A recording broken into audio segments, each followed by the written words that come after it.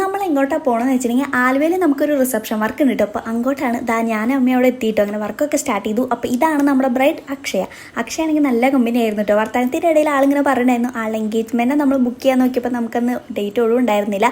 അതുകൊണ്ട് ആൾ റിസപ്ഷന് വിളിച്ചു കേട്ടോ. പിന്നെ ഹെയർ സ്റ്റൈൽ നോക്കുകയാണെങ്കിൽ ആൾ പറഞ്ഞ പോലെ തന്നെ നമ്മൾ സെറ്റ് ചെയ്തു. ആളുടെ ലെഹങ്കയാണെങ്കിൽ ഒടുക്കത്തെ വെയിറ്റ് ആട്ടോ. പക്ഷെ നല്ല രസമുണ്ടായിരുന്നു എല്ലാതും സെറ്റ് ചെയ്ത് വന്നപ്പോൾ കേട്ടോ. മേക്കപ്പ് ഇഷ്ടമായി വിചാരിച്ച പോലെ ആയിട്ടുണ്ട്. ഹെയർ സ്റ്റൈൽ ആണെങ്കിലും പറഞ്ഞ മാതിരി തന്നെ ചെയ്തു.